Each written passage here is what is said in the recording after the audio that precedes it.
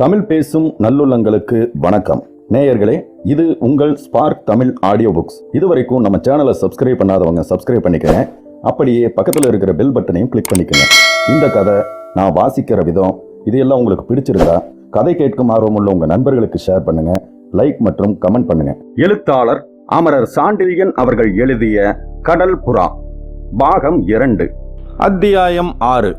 உருண்டது 4, புரண்டது பிரசித்தியால் விளைவது ஆபத்து என்ற தத்துவத்தை சுட்டிக்காட்டியதன்றி அதற்கு தக்க சான்றிதழும் முறையில் சந்தேகம் இருந்தால் திரும்பி பாருங்கள் என்று சர்வசகஜமாக கூறிய கோட்டை தலைவன் சொற்களை தொடர்ந்து தனது ஆசனத்திற்கு பின்புறம் தலை திரும்பி பார்த்த இளைய பல்லவன் அங்கு உருவிய வாள்களுடன் நின்றிருந்த இரு வீரர்களை கண்டதும் அவர்களை ஒருமுறை ஏற இறங்க நோக்கிவிட்டு மீண்டும் ஆசனத்தில் திரும்பி எதிரே இருந்த கோட்டை தலைவனை மிக இன்பமான புன்முறுவல் படர்ந்த வதனத்துடனும் அந்த புன்முறுவலை விஷமச்சிரிப்பாக உதிர்த்த கண்களுடனும் நோக்கினான். அத்தகைய மந்தகாச வதனத்தையும் ஆபத்தை கண்டும் இளைய பல்லவன் பார்வை மூலமே உணர்த்திய அலட்சியத்தை கண்ட கோட்டை தலைவன் பெரும் வியப்புக்குள்ளானான். அந்த தனது அந்தரங்க அறையில் வந்த சில பிரசித்தி பெற்ற கொள்ளைக்காரர்கள் மறைந்து மடிந்த விவரங்களை எடுத்துச் சொல்லி படிப்படியாக அச்சத்தை உயர்த்தி கொண்டே போய் அவற்றுக்கு சிகரம் வைத்தது போல லேசான சமிக்ஞையினாலே உருவிய வாள்களுடன் காவலரை வரவழைத்து காட்டியும் அதை பற்றி லாவேசமும் கவலைப்படாமல் தன்னை பார்த்து வாய்விட்டு நகைக்காவிட்டாலும் கண்களின் பார்வையால் நகைத்த படைத்தலைவன் மீது ஆச்சரியம் ததும்பும் விழிகளை நிலைக்க விட்டான் அக்ஷயமுனை கோட்டையின் தலைவன். அந்த ஆச்சரியத்துடன் சிறிது சிந்தனையும் அவன் சித்தத்தில் எழுந்ததற்கு அறிகுறியாக புருவங்கள் சிறிது மேலே ஏற 3 வரி கோடுகள் பக்தர்களின் கீற்றுச்சந்தனம் போல் அவன் முகத்தில் விழுந்தன. இம்முறை இளைய பல்லவன் பிரமிப்பு பன்மடங்கு அதிகமாயிற்று. அதே 3 கோடுகளை அவன் பாலூர் பெருந்துறையின் வெளிநாட்டு பிரமுகர் வீதியில் இருந்த மாளிகையில் முதல் நாள் இரவு கண்டிருந்தான். அந்த 3 வரிகள் முகத்தில் உதயமானதும் அந்த அயோக்கியன் எப்படி சாட்சாத் குணவர்மன் போலவே காட்சியளித்தான் என்பதை நினைத்து விவரிக்க இயலாத ஆச்சரியத்தின் வசப்பட்டான் இளைய பல்லவன். அதிலிருந்த ஒரு முக்கிய உண்மையும் வெளியாயிற்று சோழர் படை உபதலைவனுக்கு. குணவர்மனுக்கு அந்த 3 வரி கோடுகள் கவலை உழுதுவிட்ட சின்னங்கள்.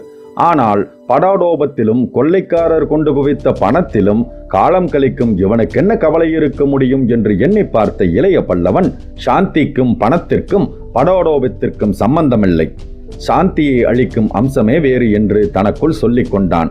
தவிர அதுவரை தன் எண்ணங்களையோ குறைகளையோ காட்டாமல் சமாளித்து கொண்ட கோட்டை தலைவன் அபாயத்தின் முனையிலும் தான் அலட்சியம் காட்டியதை பார்த்து வெளிக்கு வியப்பையும் உள்ளுக்குள் கவலையையும் எய்துவிட்டதை நினைத்த இளைய பல்லவன் மேலுக்கு மிகவும் துணிவுள்ளவனாக தெரியும் இவன் துணிவு உண்மையானதல்ல, வஞ்சகத்தின் துணை கொண்டது. ஆகவே வைரம் பாயாது என்று உள்ளத்தை தீர்மானித்துக் கொண்டான்.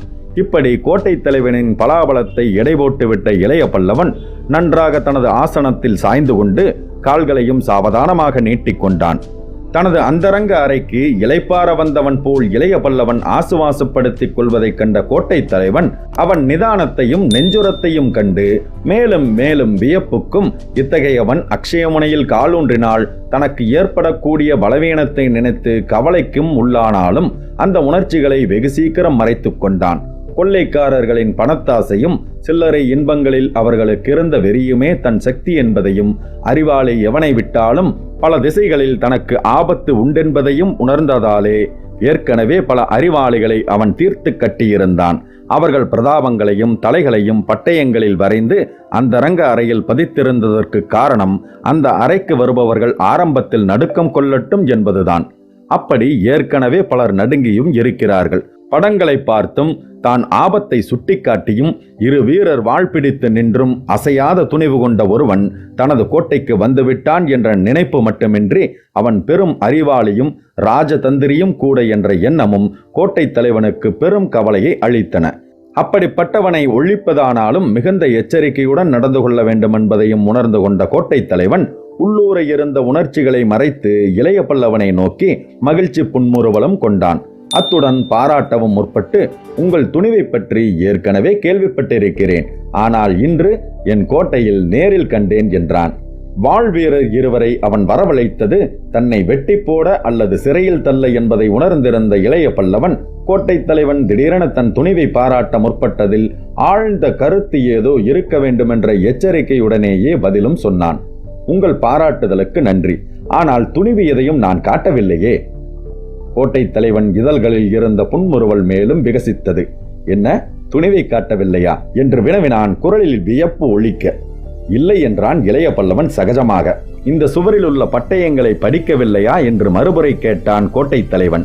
ஆம், படித்தேன். இந்த பதிலும் சம்பிரதாயமாக வந்தது. இவை மாண்டவர்களின் பட்டயங்கள்.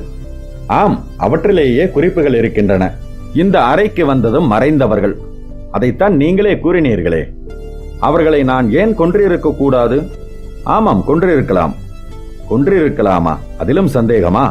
ஆம், அவசியம் இருந்தால் கொன்றிருப்பீர்கள். அவசியம் இல்லாவிட்டால் ஏன் கொல்ல வேண்டும்? இளைய பல்லவனின் இந்த கடைசி கேள்வியும் அது வெளியிடப்பட்ட போதிருந்த துணியும் முகபாவமும் கோட்டை தலைவனை ஓர் உலுக்கின. தான் கொலை செய்ததை கிட்டத்தட்ட சரியென்று இளைய பல்லவன் ஒப்புக்கொள்வதை கவனித்த கோட்டை தலைவன் இதயத்தில் நம்மை விட இவன் பெரிய கொலைகாரனோ என்ற சந்தேகம் உதயமாயிற்று. இருப்பினும் அதை வெளியே காட்டாமல் கொலையை ஒப்புக்கொள்கிறீர்களா என்று வினவினான். ஆம், நீங்களும் கொலை செய்வீர்களா? எவ்வளவோ பேரை கொன்றிருக்கிறேன். அவசியத்தாலா? அவசியமில்லாமல் நான் எதையும் செய்வதில்லை. உதாரணமாக என்று மெல்ல இழுத்தான் இளைய பல்லவன், கண்களை சற்று கீழே தாழ்த்திய வண்ணம். தாழ்த்திய கண்களை அந்த கண்களுடன் கலக்க முயன்ற கோட்டை தலைவனின் வஞ்சக கண்கள் தோல்வியடைந்தன. கண்களை தன் மடியை நோக்கி நன்றாக தாழ்த்தி கொண்டான் இளைய பல்லவன். ஏதோ உதாரணம் சொல்ல முயன்று நிறுத்தி கொண்ட இளைய பல்லவன் குரலில் இருந்த ஏளனமும் கோட்டை தலைவனை பெரிதும் திகைக்க வைத்தது. ஏதோ சொல்ல முற்பட்டு நிறுத்திவிட்டீர்கள் என்றான் கோட்டை தலைவன். உதாரணம் சொல்ல முற்பட்டேன் என்றான் இளைய பல்லவன். சொல்லுங்கள் என்றான் கோட்டை தலைவன். திடீரென்று அந்த அறையே சுழல்வது போலிருந்தது கோட்டை தலைவனுக்கு. கண்ணிமைக்கும் நேரத்தில் நிகழ்ந்துவிட்ட அந்த துணிகரச் செயல் எதற்கும் சலனப்படாத அவன் புத்தியை பெரிதும் குழப்பியதன்றி இணையற்ற பீதியையும் விளைவித்தது. அத்தனையும் ஏதோ ஜால வித்தை போல் நிகழ்ந்தது. இமை கொட்டுவதற்குள் தன்னை நோக்கி பறந்து விட்டதையும், அப்படி பறந்த குருவால் தன் கழுத்தின் வலப்புறத்திற்கருகில் உராய்ந்து சருமத்தை இம்மையும் தொடாமல் கழுத்தை மறைத்த அங்கியை மட்டும் பிரித்து ஆசனத்தில் வைத்து தன் கழுத்தை அப்படியோ இப்படியோ அசையாமல் தடுத்து விட்டதையும் கண்டு சிந்திக்கவும் சக்தி இல்லாமல் பிரம்மை பிடித்து ஆசனத்திலேயே அப்படியே சாய்ந்து விட்டான் கோட்டை தலைவன். அறைக்குள் வகையாக தங்களிடம் சிக்கியிருப்பவன் தங்கள் தலைவன் மீது குருவாளை திடீரென எடுத்து வீசுவான் என்பதை சொப்பனத்திலும் எதிர்பார்க்காத வாள் பிடித்த வீரரும் கையிலிருந்த வாள்களை உபயோகிக்கவும் அஞ்சி சில வினாடிகள் அசைவற்று நின்றார்கள். முதல் கலவரம் நீங்கியதும் வாள்களை உருவப்போன அந்த வீரர்களை கோட்டை தலைவனின் கரம் செய்த சமிக்ஞை தடுத்தது. அந்த சமிக்ஞையை கண்ட இளைய பல்லவன் கோட்டை தலைவனை நோக்கி, தலைவரே, நீங்கள் தீரம் மிகுந்த அறிவாளிதான் என்று பாராட்டினான். எந்த விதத்தில் அறிவாளி?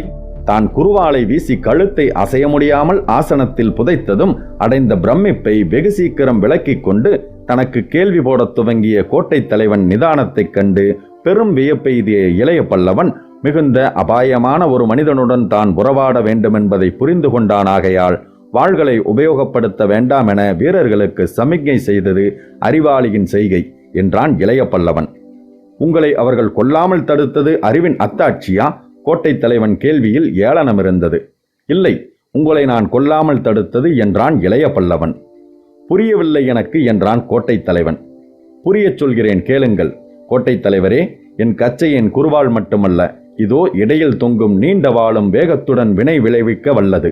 இஷ்டப்பட்டிருந்தால் குருவாளை உங்கள் கழுத்தின் நடுப்பகுதியை நோக்கி வீசி உங்கள் ஆயுளை நான் முடித்திருக்கலாம்.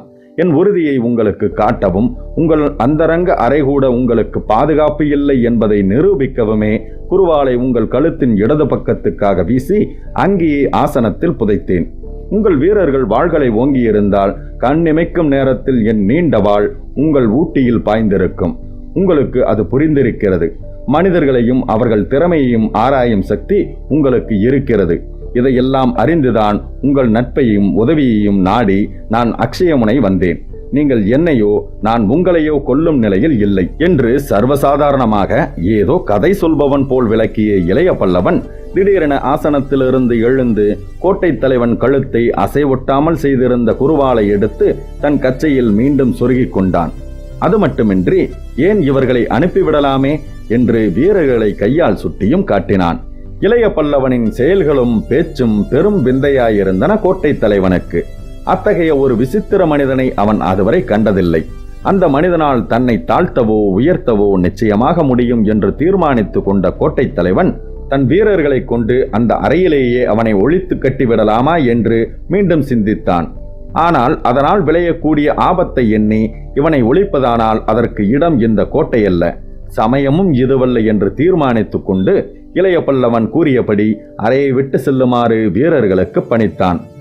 வீரர்கள் சென்றதும் கோட்டை தலைவனுக்கு நேரெதிரில் வந்து நின்று கொண்ட இளைய பல்லவன், தலைவரே, நான் பயங்கர விரோதி என்பதை உங்களுக்கு நிரூபித்தாகிவிட்டது. சிறந்த நண்பன் என்பதை நிரூபிக்கிறேன். உங்கள் கையிரண்டையும் ஏந்துங்கள் என்று உத்தரவிடும் தோரணையில் கூறினான்.